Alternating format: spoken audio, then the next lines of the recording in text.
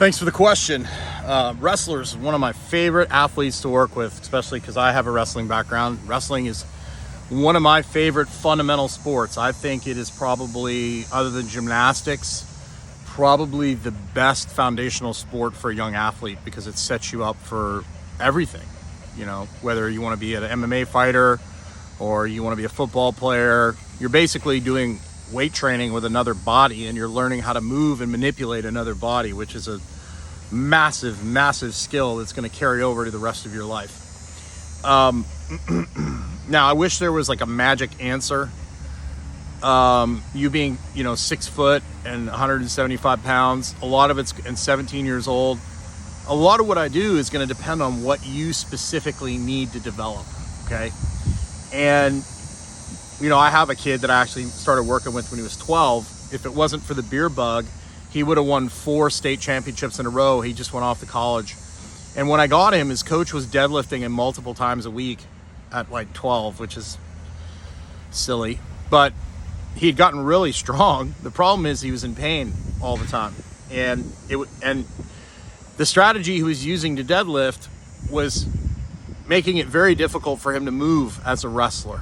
Okay? So the number one thing I can tell you about any sport is make sure your training in the gym doesn't take away from your ability to perform or to practice your sport. So you don't want to be so beat up from the gym that it interferes with your skill work and your actual practice, because a lot of people will beat themselves up so much that it affects their ability to perform the sport, right? And a lot of the traditional ways that movements are done, powerlifting and bodybuilding, they actually drive movement patterns that aren't necessarily ideal for the sport, if that makes sense. That being said, I really love the Turkish get-up for wrestlers. You can Google how to do the Turkish get-up. Start slow, but you do it for like singles. I like pull-ups, obviously bear crawls. A lot of the stuff you're going to be doing in your warm-ups, carries are really great, like picking up a pair of dumbbells and walking with them. One of my favorite things for wrestlers is just hanging a heavy bag sideways and then squat rack or something so the bag's hanging sideways, and you basically just get on the bag and you wrap yourself around it and you hold yourself on the bag for time. That's a really good thing. Like shoulder carries, the sandbags, kettlebell carries, dragging sleds. The big thing too with wrestling, depending on your practice, depending on how much rolling you're doing and the intensity, a lot of the young kids I see today, they have way too high of a resting heart rate. And they think they're going to need to do intervals to get in better shape, when actually what they need is more easy cardio, like going for a walk or like a light jog, or like Stairmaster at a pace where you can breathe through your nose, and that'll bring your heart rate down. And when you're wrestling, if you don't have to go anaerobic so quickly, anaerobic is great, but it's not as efficient. So if you can stay aerobic longer, you're going to have more energy and you're not going to get gassed out. A lot of these guys that gas out, even though they train for hours and hours, is because they're in an anaerobic really fast. And honestly, as a wrestler, you should be so efficient, you shouldn't have to have your heart rate go through the ceiling on a regular basis. But when it does, it should come down quickly. So make sure you're not ignoring, like if you're beat up or sore on your off days, like, go for a light jog, get in the pool. I like running in the pool. So you'd get in the pool about chin deep and you would basically just run in the pool. That's a really good way to get recovery and get yourself in a good place. But basically what I would do with you is I would sit down and look at the way you move. I would, I like medicine ball throws and things like that for wrestlers, but I would look at the way you move. I would look at what you need to do. If we need to go up a weight class, we're going to have more hypertrophy work. I'm going to look at like how you move. I'm going to look at how you shoot. I'm going to look at all sorts of different stuff and figure out whether we need to develop general strength, explosive power, strength endurance. So it's not that simple, but I would definitely start doing some Turkish get-ups. I'll share like a little warm-up in here that I think will help you.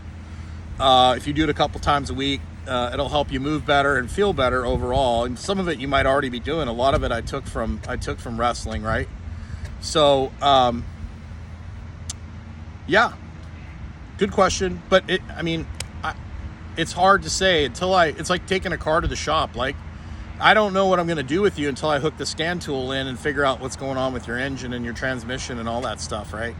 But a lot of the things I see, though, is especially really hardworking athletes, a lot of the exercises they're choosing or the things that they're doing actually are not giving them results they want. So that's the key, is like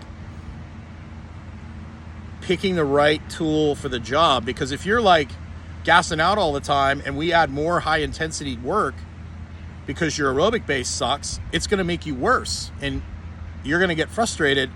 All we have to do is add a 30-40 minute easy cardio session in every day, and all of a sudden without doing any more work or any more effort, your cardio goes through the ceiling. I've seen it with dozens of MMA fighters I've worked with, and wrestlers, and even soccer players. Like, because kids don't play outside anymore, they aren't riding their bike for hours, they're not doing all these low level activities. A lot of these kids that are like 10, 11, 12, I've seen over 100 resting heart rate because they aren't playing outside on their own. When they are playing, it's coached and it's highly structured.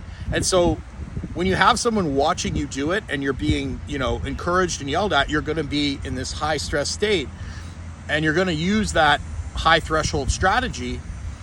When you're riding your bike and you're playing with your friends on the playground, it's not as intense, and your body's going to be able to adapt and your aerobic system's going to develop. We've completely removed that from kids' lives today. So a lot of what I have to do is look at the kid, take resting heart rate, see how they move, see what strategies they're using to move, and then make sure that I'm basically giving you what you need to get better, as opposed to just throwing you, just saying, hey, get strong at everything and do this and do that. I'm a little more strategic about like how I'm going to, for example, if I have a college athlete that comes to me that's trying to get ready for the NFL Combine, I'm going to look at how they run first. And 9 times out of 10, I can take 2 to 3 tenths off a 40-yard dash just by teaching them how to start. So right there, I did my job. Write me a check. Go. We didn't even do any more training. And the thing is too, with wrestlers, I look at the way they wrestle. And, a lot of wrestlers that have a strength issue actually don't have a strength issue. They have a technique issue. They don't know how to do the movement properly. They haven't slowed down enough. Like, if you learn how to do a hip toss properly, you really don't have to be that strong to do it.